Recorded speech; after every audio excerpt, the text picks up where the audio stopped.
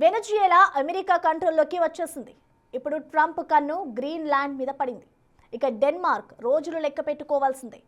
ఇంకొక 20 రోజుల్లో ఆ ద్వీపం అమెరికా ఆధీనంలోకి వెళ్లిపోయే అవకాశాలు ఎక్కువగా కనిపిస్తున్నాయి. యుఎస్ నేషనల్ సెక్యూరిటీకి ఇది చాలా అవసరమని ట్రంప్ ప్రభుత్వం చెబుతోంది. ఆ లెక్కన ఇంకొద్ది రోజుల్లోనే అక్కడ అమెరికా జెండా ఎగురుతుందా? ఉన్నట్టుండి ట్రంప్ కన్ను గ్రీన్లాండ్ పై ఎందుకు పడింది?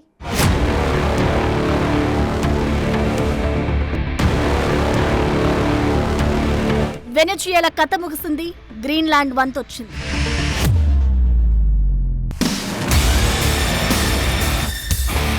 కొద్ది రోజుల్లోనే అమెరికా జెండా ఎగరనుందా?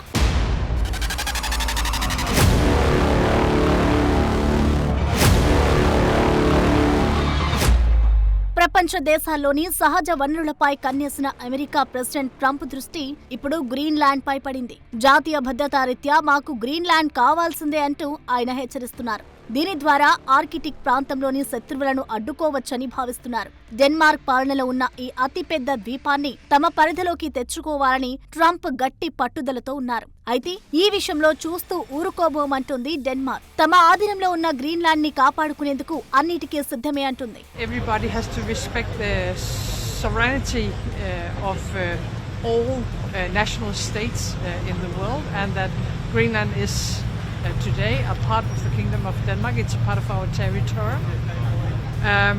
and it's not for sale. The chairman, the leader of Greenland, has been very clear that they are not for sale. And at the same time, we are willing to scale up from the Kingdom of Denmark. And I think NATO is the same. So if this is about securing our part of the world, we can find a way forward. Denmark north ఐరోపాలోని ఓ దేశం. Jutland ద్వీపకల్పం సహా మరికొన్ని దీవుల సమూహం. Denmark తో పాటు మరో 2 స్వయం ప్రతిపత్తి ప్రాంతాలైన గ్రీన్లాండ్, ఫారో దీవుల్ని కలిపి డానిష్ కింగ్డమ్ గా పిలుస్తారు. పురాతన రాజరికాల్లో ఇది ఒకటి. ఈ రాజ్యానికి కింగ్ ఫ్రెడరిక్ సార్వభౌమాధికారి, కానీ రాజ్యంలో పార్లమెంటరీ వ్యవస్థ ద్వారానే పాలన ఉంటుంది. అయితే గ్రీన్లాండ్ ని స్వాధీనం చేసుకునేందుకు ఎన్నో అవకాశాలున్నాయని, సైనిక చర్య ఆప్షన్ ని పక్కన పెట్టలేదని అమెరికా కూడా స్పష్టం చేసింది. ట్రంప్ దూకుడుతో అమెరికాతో చర్చలకు డెన్మార్క్, గ్రీన్లాండ్ సిద్ధమయ్యాయి. అమెరికా విదేశాంగ శాఖ మంత్రి మార్కో రూబియోతో సమావేశానికి సిద్ధంగా ఉన్నామని ప్రకటించాయి.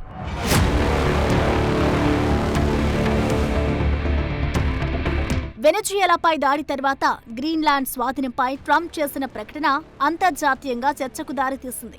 ఈ విషయంలో ఐరోపా దేశాలు తనకు మద్దతిస్తున్నాయని ఆయన చెప్పడం మరింత ఆసక్తికరంగా మారింది. అయితే ఐరోపా నేతలు మాత్రం భిన్నంగా స్పందించారు. అమెరికా వ్యాఖ్యలపై తీవ్ర అభ్యంతరం వ్యక్తం చేస్తున్నారు. ప్రాదేశికంగా గ్రీన్లాండ్ డెన్మార్క్ స్వయం ప్రతిపత్తితో ఉంటుంది. అలాంటి ప్రాంతంపై సైనిక చర్యతో తమలో కలిపేసుకునే ఆలోచనతో ఉంది ట్రంప్ ప్రభుత్వం.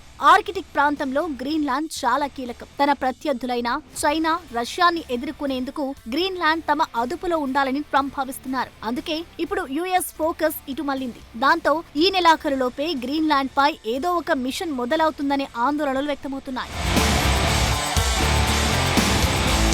గ్రీన్లాండ్ పై ట్రంప్ గురి ఇప్పటిది కాదు. దాని గురించి మాట్లాడడం ఇదే తొలిసారి కూడా కాదు. అధ్యక్షుడిగా తన మొదటి పదవీ కాలంలోనే ఈ ప్రతిపాదనని తెరపైకి తెచ్చారు. అప్పట్లో డెన్మార్క్ ప్రధాని దీనిని కొట్టిపారేశారు. ఇప్పుడు వెనెజుయేలా యుఎస్ కంట్రోల్లోకి వెళ్ళాక ఈ అంశం మరింత వేగంగా చర్చకు వస్తోంది. ఎందుకంటే ఆ ద్వీపం కేవలం మంచుగడ్డ కాదు, అదొక బంగారు కాని. గ్రీన్లాండ్ లో అపారమైన సహజ వనరులున్నాయి. ముఖ్యంగా ఎలక్ట్రానిక్స్, సెల్ ఫోన్లు, యుద్ధ విమానాల తయారీలో వాడే రేర్ ఎర్త్ మినరల్స్ ఇక్కడ పుష్కలంగా ఉన్నాయి. ప్రస్తుతం వీటిపై చైనా ఆధిపత్యం ఉంది. దాన్ని దెబ్బతీయాలంటే అమెరికాకు గ్రీన్లాండ్ అవసరం. అంతేకాదు, గ్లోబల్ వార్మింగ్ వల్ల ఆర్కిటిక్ మంచు కరుగుతుండటంతో కొత్త ఫిషింగ్ మార్గాలు ఓపెన్ అవుతున్నాయి. ఈ ప్రాంతంపై పట్టు సాధిస్తే రష్యా, చైనా కదలికలను నియంత్రించొచ్చు అనే ఆలోచనతో ఉంది అమెరికా. గ్రీన్లాండ్ లో ఇప్పటికే అమెరికాకు చెందిన తూలే ఎయిర్ బేస్ ఉంది. ఇక్కడి నుంచి ఉత్తర అమెరికాపై వచ్చే మిసైళ్లని సులువుగా పసిగట్టొచ్చు. ఈ ద్వీపం గనక అమెరికా చేతులకు వస్తే రక్షణ పరంగా తిరుగుండదు. అందుకే ట్రంప్ ఇంతలా పట్టుబట్టారు.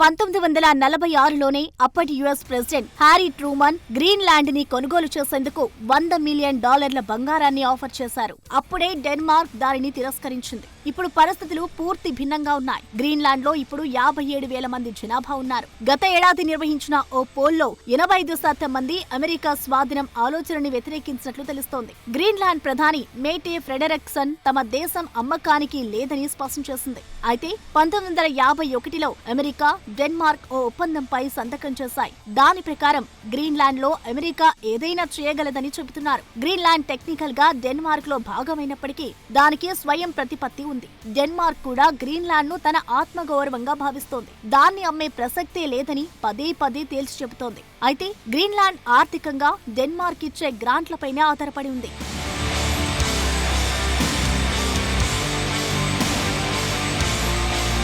అంతర్జాతీయ ఒప్పందాలు, ఒక దేశ భూభాగాన్ని మరో దేశం తీసుకోవడం అనేది అంత సులభమైన ప్రక్రియ కాదు. గ్రీన్లాండ్ ని అమెరికా స్వాధీనం చేసుకోవాలంటే డెన్మార్క్ పార్లమెంట్, గ్రీన్లాండ్ స్థానిక ప్రభుత్వం అంగీకరించాల్సి ఉంటుంది. అయితే ఇప్పటికే వెనిజుయలాలో తన పట్టు నిరూపించుకున్న అమెరికా ఇప్పుడు గ్రీన్లాండ్ ను ఆధీనంలోకి తెచ్చుకుంటే ప్రపంచ భౌగోళిక రాజకీయాల్లో అమెరికా అజేయమైన శక్తిగా మారుతుంది. అయితే డెన్మార్క్ దీనికి తలొగ్గుతుందా? ట్రంప్ దీనిని ఏ విధంగా సాధించగలరనేది ఆసక్తి రేపుతోంది.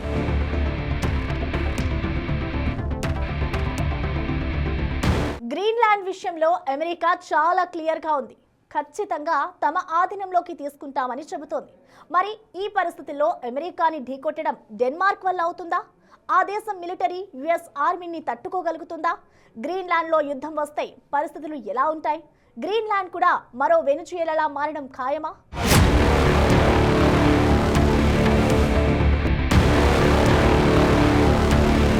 గ్రీన్లాండ్ ఇప్పుడు ప్రపంచ రాజకీయాల్లో ఆసక్తికరమైన చర్చగా మారింది.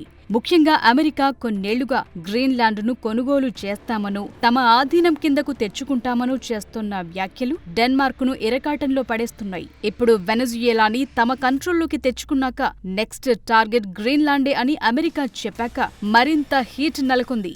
అమెరికా గ్రీన్లాండ్పై కన్నేయటానికి భౌగోళిక వ్యూహం కారణం. ఆర్కిటిక్ ప్రాంతంపై పట్టు సాధించాలంటే గ్రీన్లాండ్ కీలకం. రష్యా, చైనాల కదలికలను గమనించటానికి ఇది అమెరికాకు ఒక పెద్ద ఎయిర్ క్రాఫ్ట్ క్యారియర్ లాంటిది. మరొకటి, ఈ మంచు కింద అపారమైన చమురు, గ్యాస్, అరుదైన ఖనిజాలున్నాయి. భవిష్యత్తులో గ్రీన్ ఎనర్జీ టెక్నాలజీకి ఇవి చాలా అవసరం. అందుకే అమెరికా గ్రీన్లాండ్పై ఫోకస్ పెట్టింది.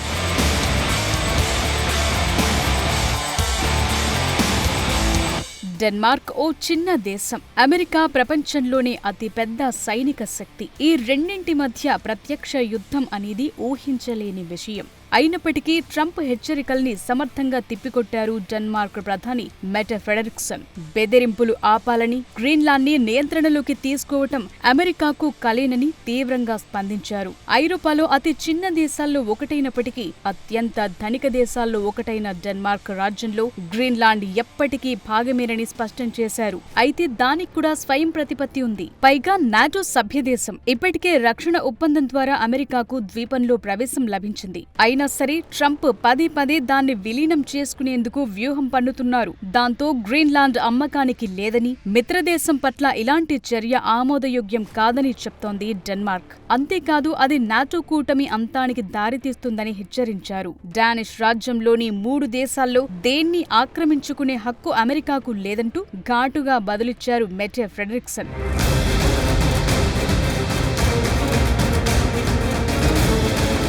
అమెరికా ఆలోచనల్ని డెన్మార్క్ ప్రధాని తిప్పికొట్టే ప్రయత్నం చేశారు. నాటో కూటమి అంతానికి దారితీస్తుందని హెచ్చరించిన అమెరికా తాము లేకపోతే నాటోనే లేదంటోంది. వాస్తవానికి డెన్మార్క్ సైన్యం చాలా చిన్నది. అమెరికాతో పోలిస్తే వారి రక్షణ బడ్జెట్ చాలా తక్కువ. కాబట్టి కేవలం సైనిక బలంతో డెన్మార్క్ అమెరికాని ఢీకొట్టడం అసాధ్యం. ఇక్కడే అసలైన ట్విస్ట్ ఉంది. డెన్మార్క్, అమెరికా రెండు నార్త్ అట్లాంటిక్ ట్రీటీ ఆర్గనైజేషన్ నాటోలో సభ్యదేశాలు. ఒక సభ్యదేశంపై మరొక సభ్యదేశం దాడి చేయడం నాటో కూటమి నిబంధనలకు విరుద్ధం. అమెరికా గనుక గ్రీన్లాండ్ ను ఆక్రమిస్తే అది అంతర్జాతీయంగా అమెరికాకున్న మిత్రదేశాల నమ్మకాన్ని ప్రతిష్టని దెబ్బతీస్తుంది. ఒకవేళ గ్రీన్లాండ్ లో యుద్ధ వాతావరణం నెలకొంటే అది సాధారణంగా ఉండదు. అక్కడ వాతావరణమే పెద్ద సవాల్. గ్రీన్లాండ్ అత్యంత శీతల ప్రాంతం. అక్కడ యుద్ధం చేయటం ఏ సైన్యానికైనా నరకప్రాయమే. రోడ్లు, రవాణా సౌకర్యం లాంటి మౌలిక సదుపాయాలు దాదాపు శూన్యం. పైగా గ్రీన్లాండ్ లో ఉండే ప్రజలు తమ స్వయం ప్రతిపత్తిని కోరుకుంటున్నారు. అందువల్ల అమెరికా బలవంతపు ఆక్రమణను వారు అంగీకరించే పరిస్థితి లేదు. ఖచ్చితంగా ప్రతిఘటన మొదలవుతుంది.